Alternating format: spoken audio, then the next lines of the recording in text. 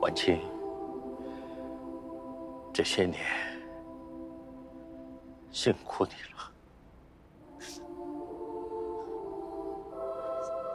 周妈，谢谢你这些年来的养育之恩。你放心，我也好好照顾周爸还有弟弟的。再见了。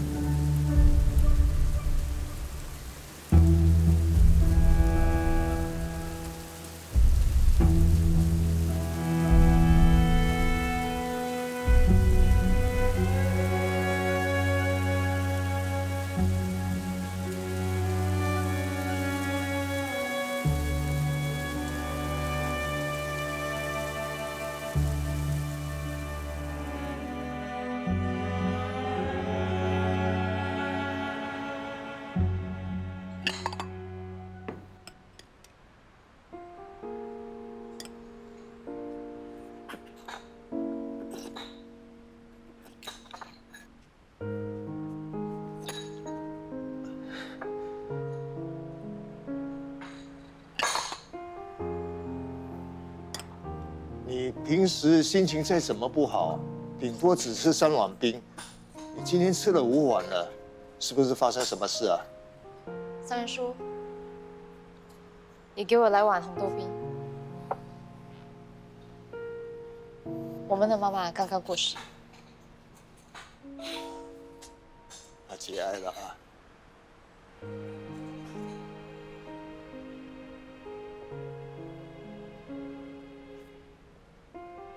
我觉得很热，很难受。可是为什么我就是哭不出来？我知道你很难过，哭不出来就算了，周妈会明白的。周妈也不希望看到你这样。我还想吃。不能再吃。跟我走。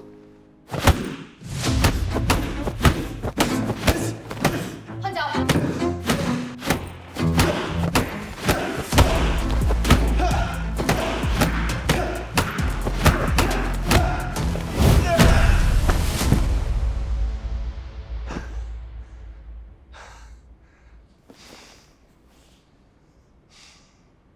怎么样？心情有没有好一点？还好。原来他跟最美 DPP 是姐弟，要不是因为参加葬礼，都不知道这个惊天大发现。难道你没有看讣告吗？上面写着周检察官是义女，也就是说是干女儿的意思。可是他们就住一起，就像一家人那么亲了。可英从小就被寄养在周家，虽然没有血缘关系，可是感情很好。又不是在搞什么地下恋情，为什么要隐瞒他们的关系？那天还假装不认识，真的是莫名其妙。他们只是为了避嫌，所以表现的低调点。Sir，你对那个非人类的事怎么那么清楚啊？我是组长，当然对你们的背景了如指掌。其实舒恒在警队服役的时候，我就是他的 senior。哦，所以你和舒恒认识了10多年，难怪你对他这么不好。哇，我对你们不好吗？好，当然好，不然我们怎么会有这么好吃的糕点可以吃？哎，Sir，要不要来一个？不用了，糕点吃完了，八卦也聊完了，现在该谈正事。赵敏莹的朋友已经委托超 &CHA 律师事务所帮他辩护。赵敏仪都自我放弃了，还找什么律师啊？就算是穷凶极恶的罪犯，在法庭上都有辩护的权利，这是为了确保每个人都能获得公平的审判。可惜现在的情况对赵明仪很不利，科技组很努力修复霍建宇的手机和电脑，只还原了小部分资料，而且都对案情没有用。我们也找不到李飞扬涉案的证据。希望赵敏仪在见了辩护律师后，会提供更多有用的线索。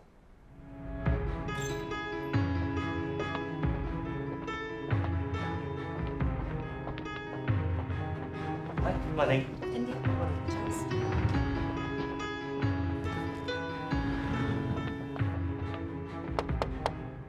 小明，师傅，怎么办？怎么了？赵敏仪不合作？我已经放低姿态，几次见面都表现得很友善，就是想要跟他打好关系。可是他除了承认下药杀死了老公霍建宇，其他什么都不肯说。是你说要累积经验，多接些刑事案，怎么后悔了？我很想帮他，可是他准备了安眠药，有预谋杀人的意图，这一点对他很不利。那你打算怎么做？法医报告指出，死者被杀前处于迷糊状态，他没有被挑衅，没有突发性争执，更不存在自卫的可能性。精神评估报告也不利于他。最麻烦的是，他一点求生欲也没有，完全不配合。我实在不知道要怎么为他辩护。没有不开口的当事人，只有让当事人不开口的律师。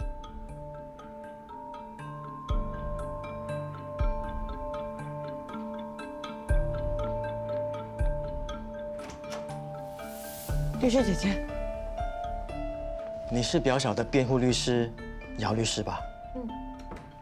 我叫李飞扬，是霍建宇的表弟，他是我表哥的儿子 Damian。律师姐姐，你能不能帮我？我想见见妈咪，我想问她为什么她杀了爹地。表小有没有跟你说他为什么要杀了表哥？赵敏仪不肯合作，他什么也没说。我真的不知道为什么妈咪不肯见我，我真的很想见她。Damian，我也很想帮你，但是你的妈咪有权拒绝见任何人，包括家属。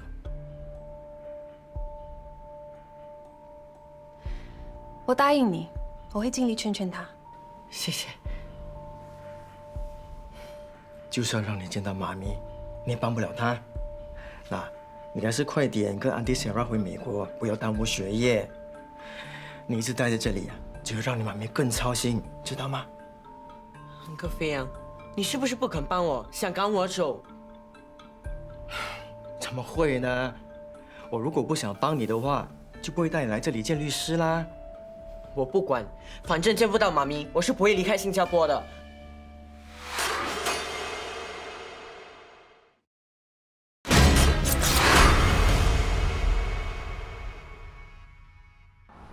对于舒恒的平静，我不知道是该羡慕还是同情。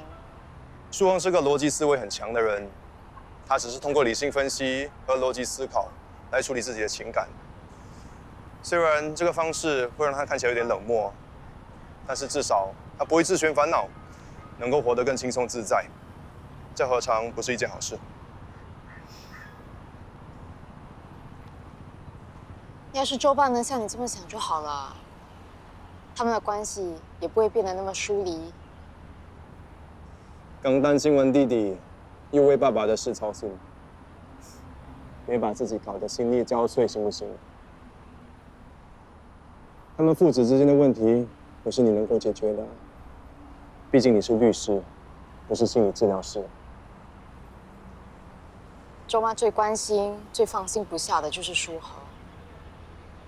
她一直希望他们父子俩的关系能更亲近融洽。他走了，这个责任就落在我身上。那关心你的责任，就交给我。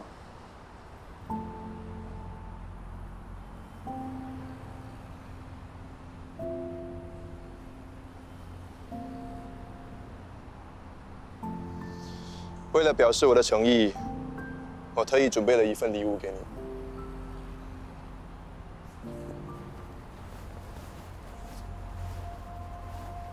啊，就这样，一点诚意都没有。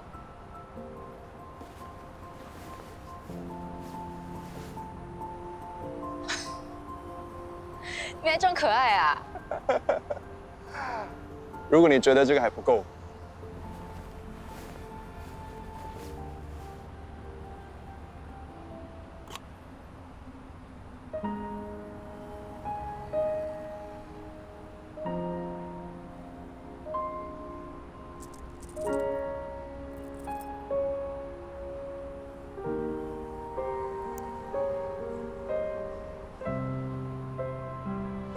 我说过的话一定会兑现。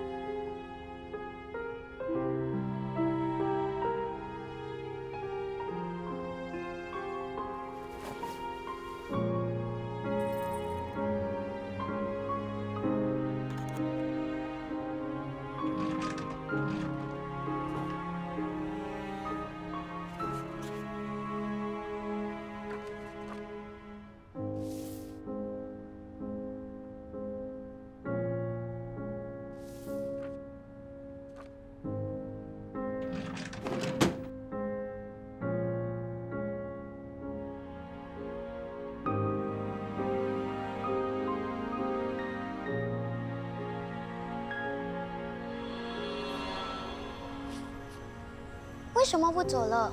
你走错路了。才没有，我想看个东西。你站在这里等一下，不要乱跑，我马上就回来。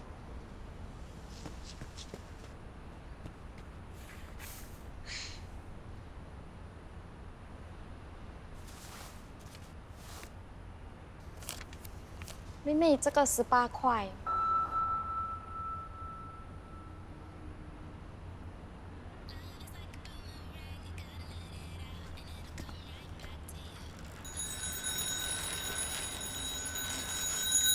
弟弟，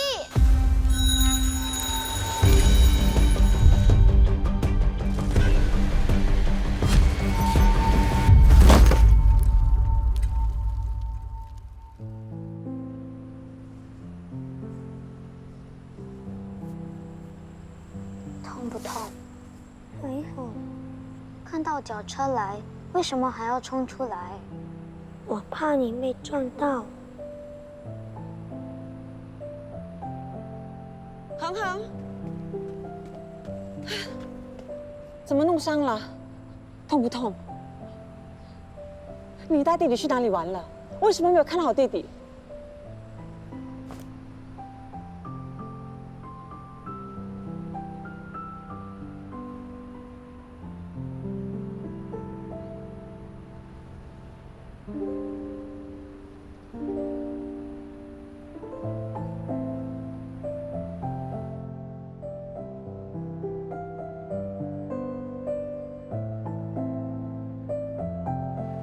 为什么不回家，带我来这里？你身上有钱吗？有。我叫你给你就给，你都不问为什么？你不怕被周妈骂吗？只要是你要，我都会给你。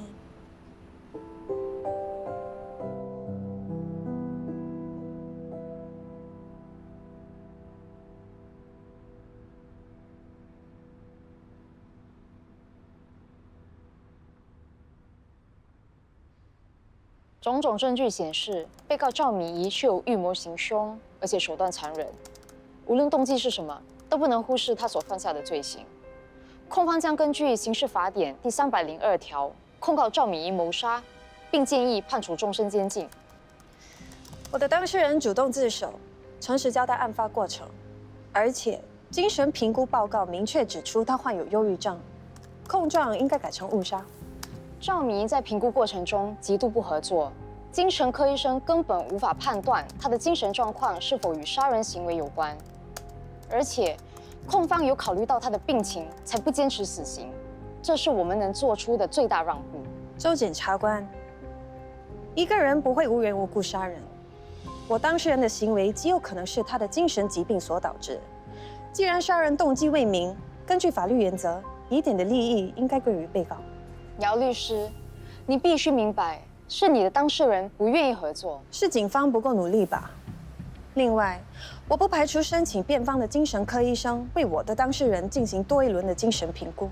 与其质疑别人的专业，不如想想怎么让你的当事人说出真相。好啊，拭目以待。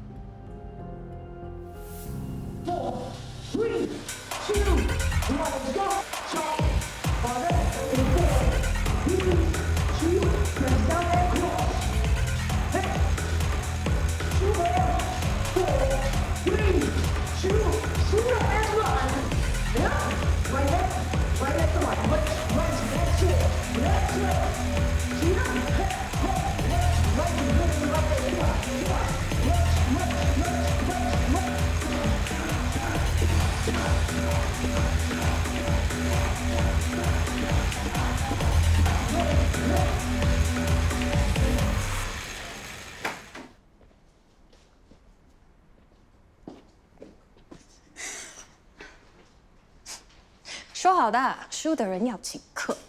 没问题，愿赌服输。哎，听者有份哦。真佩服你们两个哎，可以公私分明，在工作上是对手，私底下就是好闺蜜。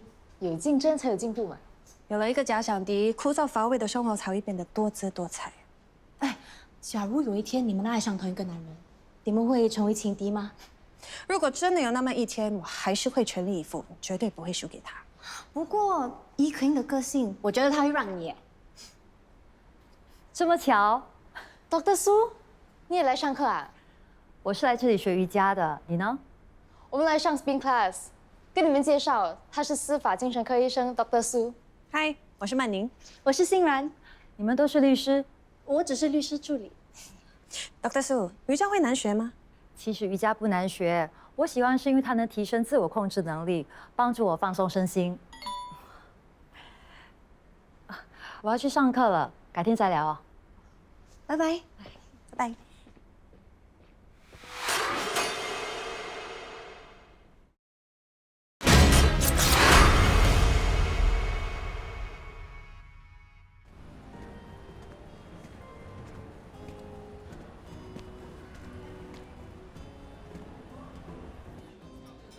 我们聊了一段时间，感觉蛮谈得来的。既然这样，为什么不要约出来见见面 ？Objection！ 见光死没听过吗 ？Whatever happens online stays online， 这是网恋的基本守则。我知道，自从我哥结婚之后，我妈就把注意力转移到我身上，一直催我结婚，真的很烦。那就要问你啦，是不是以结婚为前提上网交友？你会想跟网恋对象有长远的发展吗？你是认真还是玩玩的？我是很认真，想要结交更多朋友的。你认真就输了。我说过，别太相信网恋，网络情人大多货不对版。我不是在泼冷水，我只是担心他心碎，爱情的幻想从此破灭。不好意思，打扰了。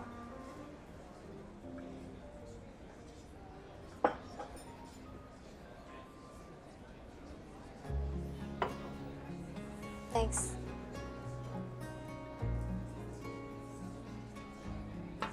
谢谢。Enjoy your coffee。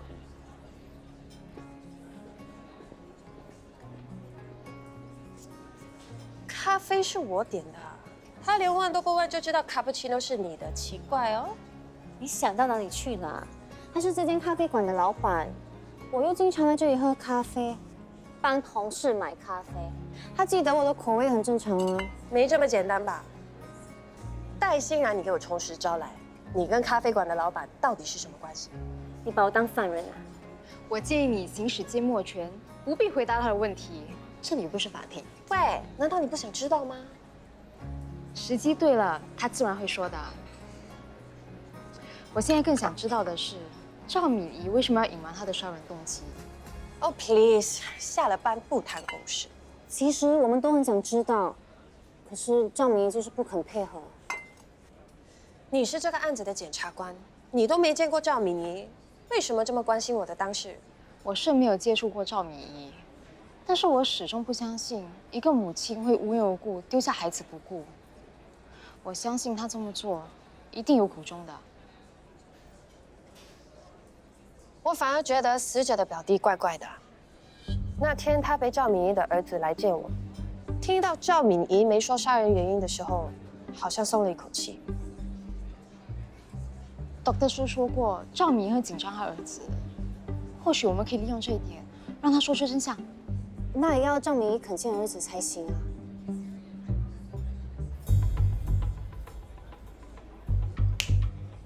我有办法了。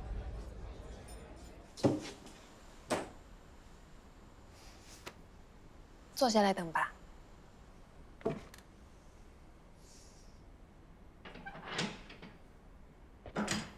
妈咪，妈咪，妈咪，妈咪 ，I missed you。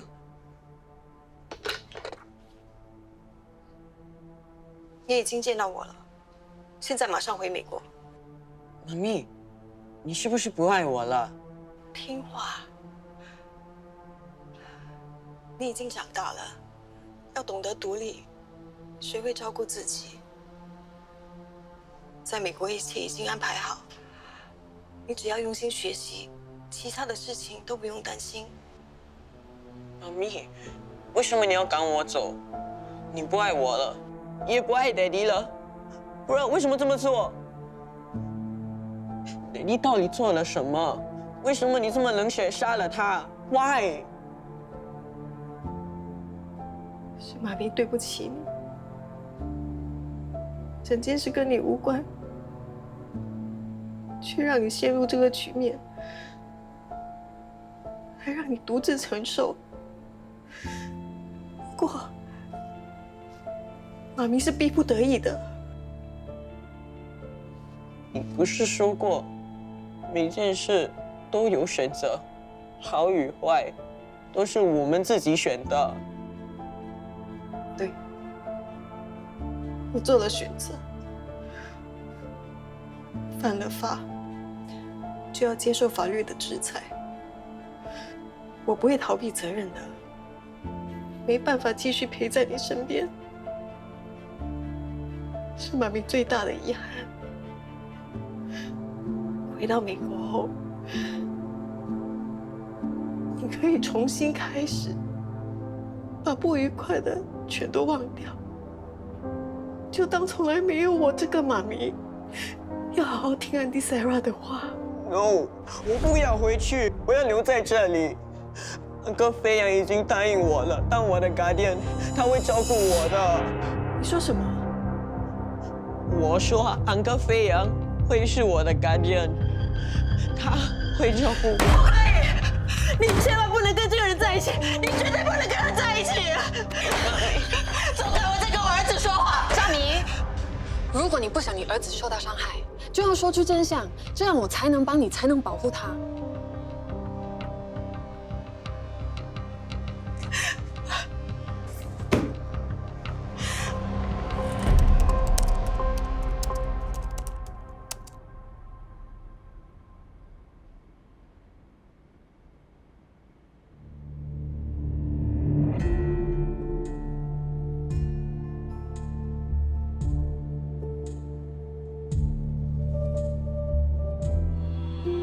我答应你，只要你乖乖把这碗粥吃完，我就带你去买冰淇淋，好不好？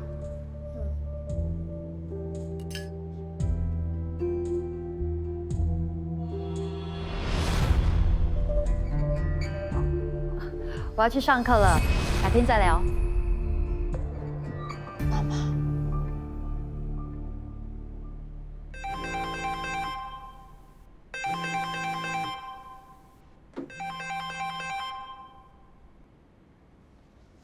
姚大律师，什么事啊？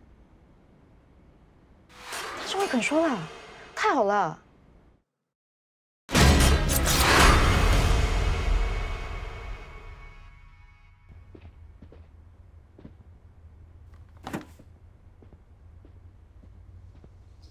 这位是这件案子的检察官周可盈。你好，我听说你想见我，我需要你的帮忙。你要我怎么帮你？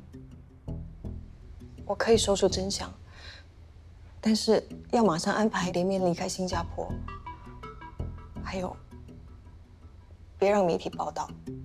我们可以马上把 Damian 送回美国。这是一起谋杀案，就算我申请禁止媒体披露部分内容，也要看法官批不批准。我也是受害者，检察官不是应该帮受害者的吗？在法律眼里，你是加害者。你不说出真相，没人帮得了你。难道你希望 Damian 一直误会你是一个杀死儿子爸爸的冷血凶手？我宁愿Damian误会我，也不想破坏他爸爸在他心目中的形象。Damian一直把他爸爸当英雄崇拜，他也是Damian成长过程中最重要的榜样和支柱。我不敢想象Damian知道真相后会怎么样，会有什么反应。我怕他承受不了。即使真相是丑陋的，Damian也有权利知道。我觉得 Damian 比一般同年龄的孩子来得成熟，我相信他一定能很好的面对事实。说出来吧，警方会调查清楚。还有周检察官，他会帮你讨回公道的。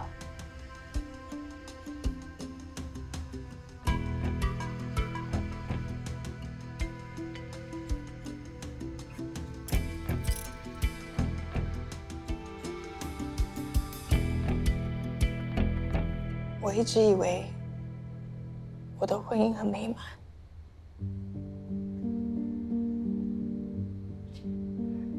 靖宇有工作，有顾家，没有任何恶习，还很疼爱Damian。他是所有人眼中的好爸爸、好丈夫。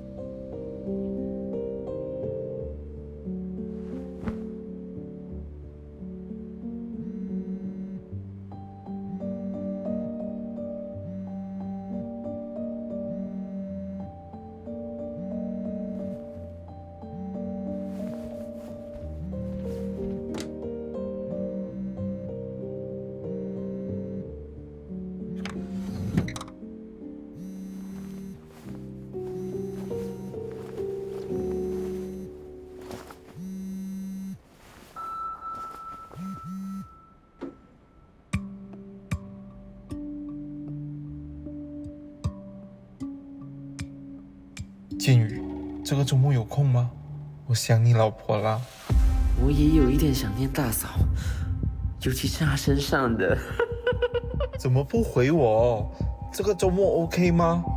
我表哥出国了，1个星期后才回来。要不是我无意间发现了他另一个手机，看到了自己的裸照，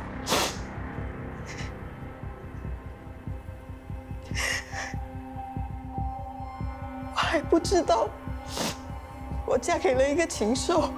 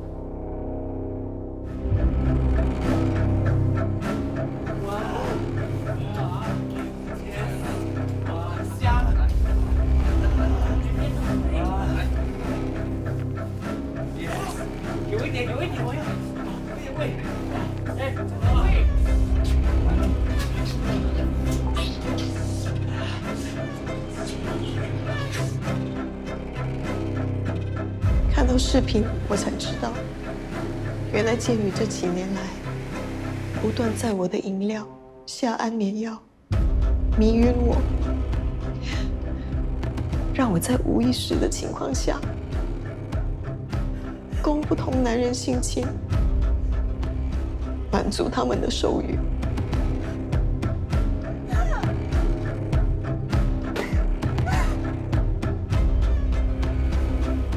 最恶心的是，每次事后，他都会买礼物做早餐，表现得特别浪漫和体贴，像个完美情人般的呵护我。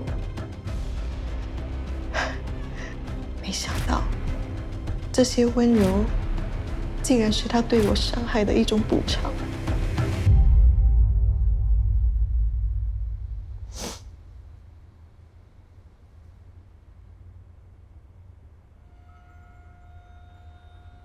什么体贴、善解人意，全都是假的。我是真的很爱他，也很爱这个家。我没有做过对不起他的事，他却这样糟蹋我，简直就是个禽兽。霍建宇这么对你，你为什么不报警？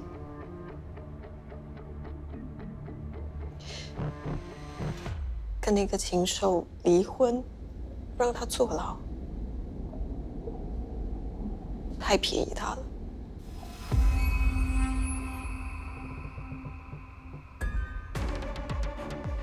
结婚的时候，我们承诺过要相亲相爱。I promise to have and to hold you from this day forward. And to cherish till death， 直到死亡将我们分开。Do us part. Do us part. Do us part.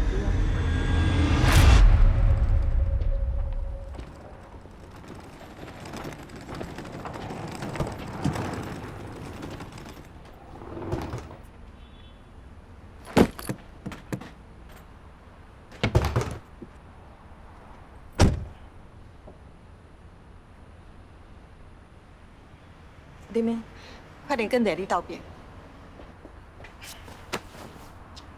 再见啊！对。好好照顾自己。嗯。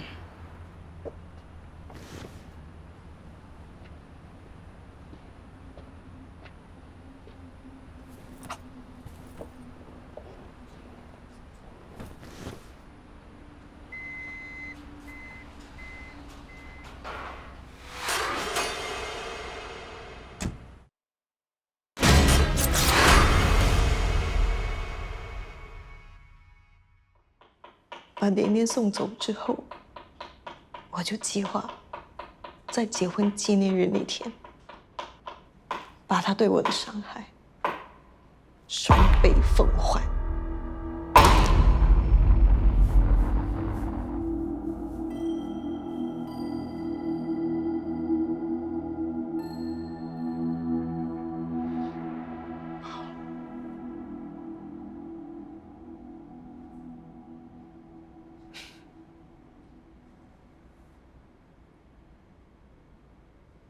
Cheers.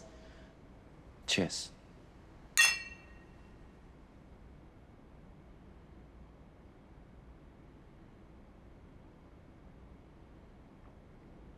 老婆，你怎么了？为什么要这样对我？你在说什么？我一直很努力的当一个好妈妈、好老婆，从来没有做过对不起你的事。为什么你要这样糟蹋我？为什么要这样对我？为什么？老婆，你是不是最近压力太大？你没事？不要碰我！你还要装到什么时候？我全都知道了。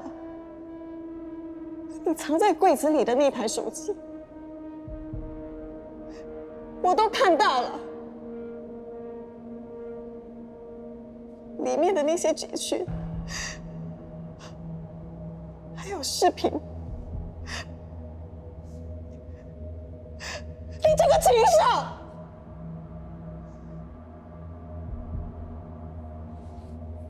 对不起，老婆，老婆，对不起，对不起。其实我也很讨厌这样的我，可是我控制不了我自己。每次当我看到别的男人在侵犯你的时候，我就特别有快感，特别兴奋。这可能是因为我从小在一个不健全的家庭长大有关吧。不要把责任推给原生家庭。你知道被一个最亲近的人背叛是什么感觉吗？那种痛苦和绝望，你能理解吗？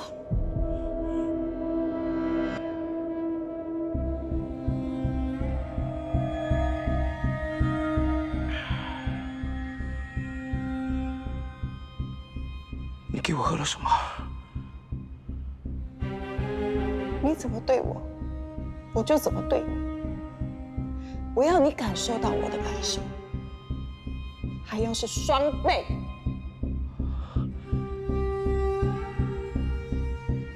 你在我的酒里放了安眠药。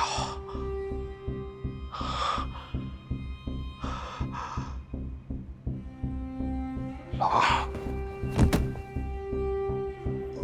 对不起，老婆。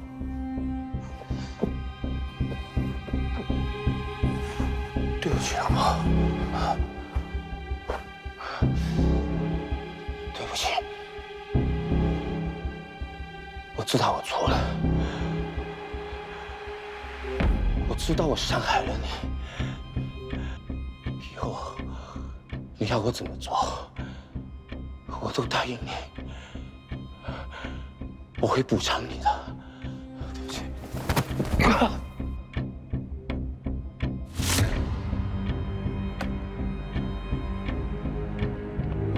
你要怎么补偿？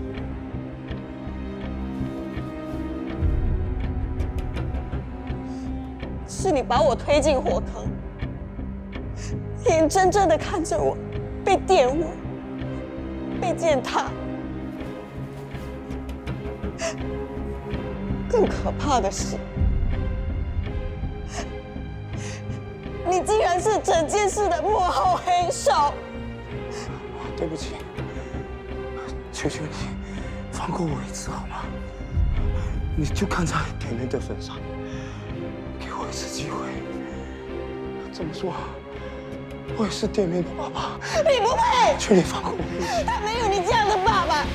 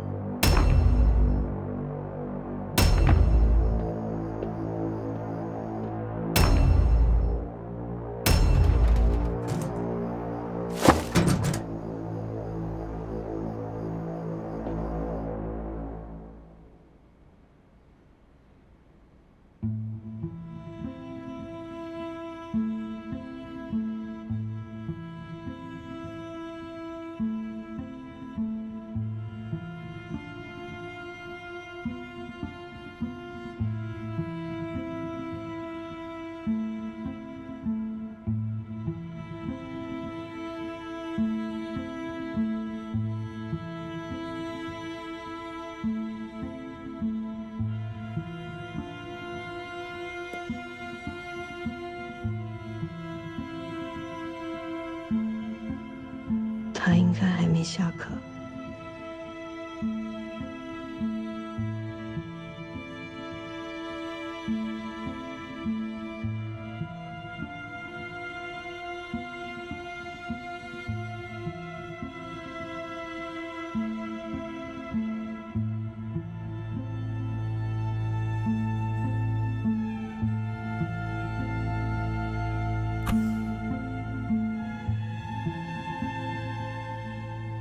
嗨，妈咪。宝贝，午餐吃过了吗？我等一下要去打篮球，不吃了。反正这里的食物都没有你煮的好吃。等你下次回来，妈咪再煮给你吃。那我现在回来。你居然可以为了吃，连书都不要读了。Just kidding. Daddy know? I miss him too.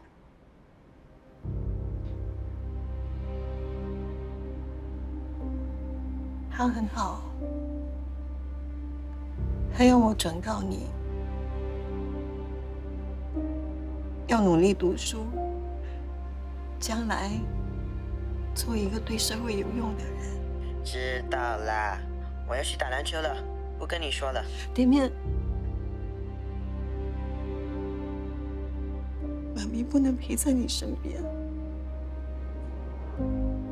你要好好照顾自己。OK， 拜，妈咪。